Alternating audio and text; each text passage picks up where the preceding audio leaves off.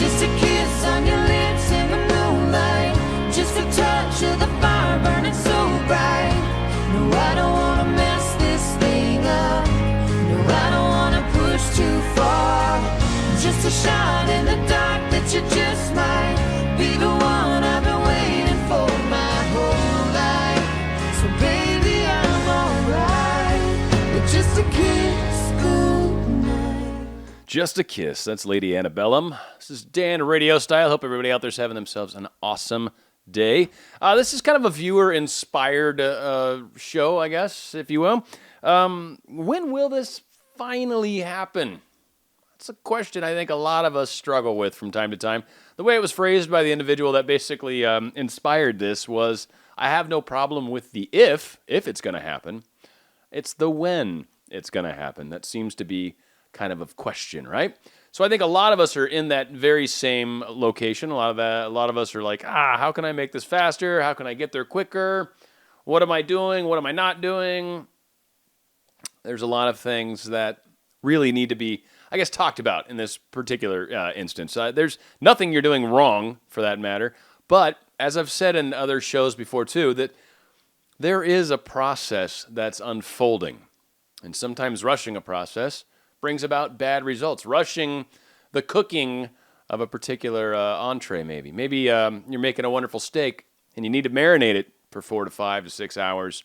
If you cut that short, that affects the flavor of the meat, right? If you're cooking a cake and you don't cook it quite long enough, it's still going to be kind of liquidy. It's not going to expand as far as it should. It's not going to be that delicious, moist, yummy cake that we desire. Same kind of applies for relationships and everything else. These are things you don't want to cut corners on. These are things that you want to last years and years and years and years. So allowing the time to happen, allowing things to unfold, allowing the flower to bloom and blossom is really paramount. And when you can allow it, it does actually, you get to that point where the chatter doesn't happen, the mind chatter, constantly going, where is it, where is it, where is it, we there yet, we there yet, we there yet? That actually starts to lessen when you finally kind of get okay with where the process is at and how it's unfolding. So some things that I think are kind of useful as far as trying to, time well spent, let's put it that way. If it's going to take X number of days and we don't know in advance how long it's going to take, we don't. And I think that's part of the frustration. But, I almost beg the question right up front is, let's say you did know. That might affect your decision. That might affect behaviors that you'll do. Some of the process of this unfolding, and this unfoldment even for that matter, is a self-discovery process for many of us. As we've talked about, as Neville Goddard talks about, it's us pushed out, right? So what is it inside of us that needs either love, needs to be developed, needs to be grown? What is it? What is it about ourselves? So here are some practices that you can kind of get into that do generally help. Self-help is a great thing. So that means kind of looking at how can I improve myself? Something I've been kind of doing lately as a self-help thing, and certainly in preparation for this wonderful day coming up, very soon in fact. But I've been basically very serious about getting back to the weight I was at when I stopped smoking. And I didn't look horrible. I mean, I put on, 20, 25 pounds when I quit smoking. And that was about 4 years ago. And I want to say about a month and a half ago, I got very serious about losing that weight. And I began basically working very closely on my diet. So I stopped eating a lot of processed foods. I kind of got a couple entrees that I became very fond. I actually stopped eating red meat too. Not that I have an issue with it in any way, shape, or form, but it tends to be heavier food, right? So I made these changes and started actually losing weight and getting myself down to a place where it's like I look in the mirror and I'm like, dang, not too shabby, right?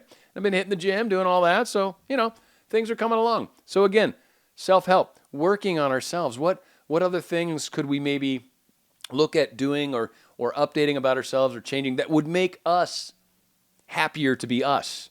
Again, this is like for me, I want her to enjoy when she sees me or sees me with my shirt off. Hopefully she's like, wow, damn, but for me, it's like when I see myself and I'm happy and I feel more confident and I like the way I feel. It's been really awesome. And it's helped me kind of just feel better, helped my self-esteem, helped all these things, which again increases your energy frequency. That is what matters. That is the end game. That is what makes the difference. Law of attraction talks about when we finally vibrate at that right thing, we attract what energy we're currently at. And so maybe we're trying to get some situation, right? This specific someone, of course, maybe this, or the specific person, whatever. We could try to get that person, but maybe we're not at an energy frequency yet that is inviting for them. So when is it going to happen? I don't know. It depends on what levels that we work on ourselves. Again, this is all us pushed out, right? So this is an internal struggle. This is an internal drama. This is an internal thing that needs energy and fixing and some self-reflection. And these things will end up making a huge difference. Another thing to consider, look at what you're doing to build a better tomorrow. Maybe your career, maybe there's some schooling that you could possibly get into. Maybe there's some certain skills that you could possibly get into. Maybe you're actually going to be a stay-at-home mom. So maybe it's a good idea to start looking into maybe homeschooling, or maybe some of these psychology understandings of children and the better ways to raise them, and all those things that go along with that dream that we have for us and our specific someone that's out there. What are we doing to create a better possible future, a better tomorrow? Do we need to think about a different car, a different place to live, right? Like, let's start focusing on the big picture down the road when us and our specific someone are together. Let's think about what we're offering, what we're bringing to the table, what we have built together, right? And if you're, I guess I keep speaking from the male side of this, of course. So I'm kind of thinking more of the provider, but not so much, but just the kind of the man aspect of it. But for ladies, like, I guess a lot of it might be like the household, right? Or what sort of I don't know. I don't know. I don't know what it's like to be a lady, right? But again, the things that ladies bring to the relationship, you guys plan in ways that I could never understand as a man. I'm very just, simple. We're very, focused on one thing at a time. And you ladies are able to embrace like 40 things at once. I can't relate to that. I have no idea. But again, you guys have your means of kind of creating what you're building your nest. Let's put it that way. So what are we doing to help build our nest? Another thing that's key, and again, this goes back to the energy. Get happy where you are right now. If there's an external situation that needs to happen for you to feel a certain way, that's a problem. You need to feel that way before you get the thing. And for a lot of people, that's like, oh, that's really hard. I need the thing to be happy. And it's like, you're going to be chasing your tail for a very, very long time. And it's also very easy to lose that thing if it is required for your happiness. Because then if the smallest thing goes wrong with that thing, then you pull your happiness away and it suddenly becomes their fault. And the reality is, it's not. It's your fault. You're the one. It's up to you. If you're happy in advance, if you're just happy with life and who you are and where you're going and what's going on and this thing that's unfolding, that's blossoming, that's going to be so beautiful and so amazing when it finally opens up. The smell of this relationship rose will be so sweet and so delicious and so worth it. Let's be happy with where we're at right now. Then again, that gets that energy where it needs to be, makes you way more attractive to your specific person, even if they haven't met you yet, or if they have, or if it's a breakup, whatever the case is, you start entering their mind more. You're doing all this imaginal, you got this thought transmission stuff going on, right? We're connecting bridges. And on top of that, when you do connect with them, that feeling that you're sharing with them about you is good. It's inviting. It's warm. It's wonderful. So it's something to also kind of keep an eye on and help work on, if you will. Another thing that I think is also useful to use this time as we're sort of trying to develop ourselves, a lot of us are doing the imaginal work. We're imagining from, right? So many of us, I've heard so many different stories from a lot of the people that comment to me, and obviously the percentage of people that comment to me is far, far greater than the people, it's far, far smaller than the number of people that don't comment. I always kind of assume that we're in a wide variety of places and where we're at in our understanding and where we're at in our processes and what we're trying to manifest. So what helps for a lot of people, because I think there's people that are trying to manifest, just to give a couple examples of stuff that I think is a little not helpful, but they're trying to manifest maybe their specific person missing them. That's good. I can live with that. But maybe not being happy without me. I've heard that a few times from a number of people. Like, I kept imagining that they would be upset or unhappy that I wasn't in their life. That's not really imagining a scene together.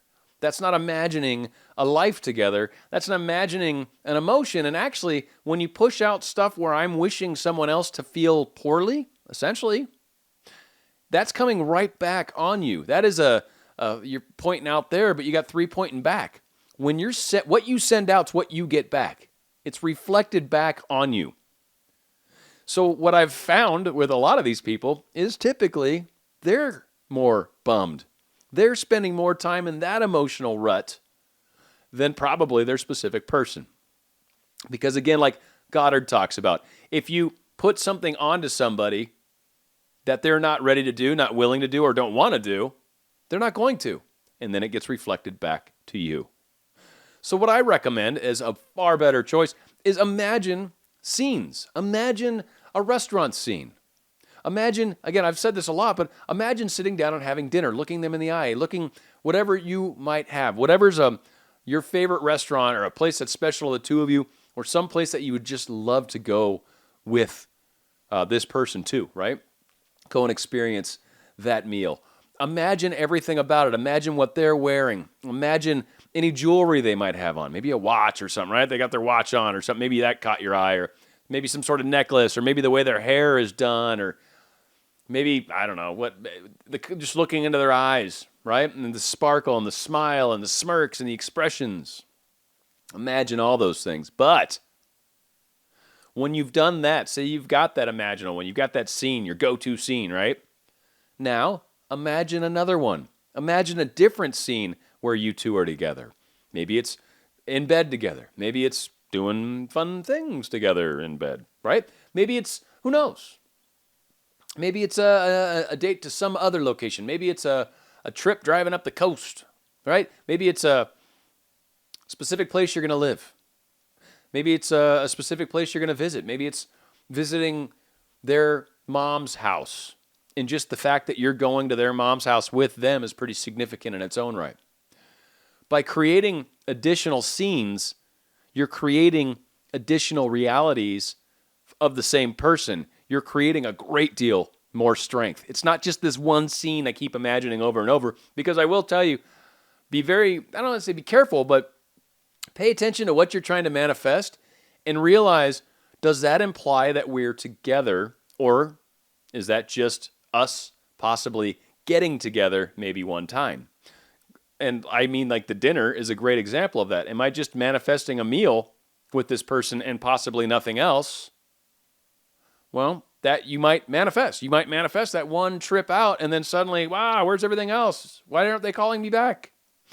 So manifest a few varieties, a few environments together, a few situations, a few places, a few people, maybe hanging out with groups of people that are mutual friends maybe. And the fact that you're all together means everything's ironed out. Again, imagine additional outcomes. Imagine additional circumstances, and that will increase the power and decrease the time, certainly make you feel better, because now you're imagining more and more stuff with this person, and it feels good when you truly are imagining and you're really seeing it clearly, and you begin to, it just makes you, makes me smile. I would assume it does for other people as well. I was doing it today when I was walking around the parking lot, on one of my breaks, and I was just, God, I love thinking about her.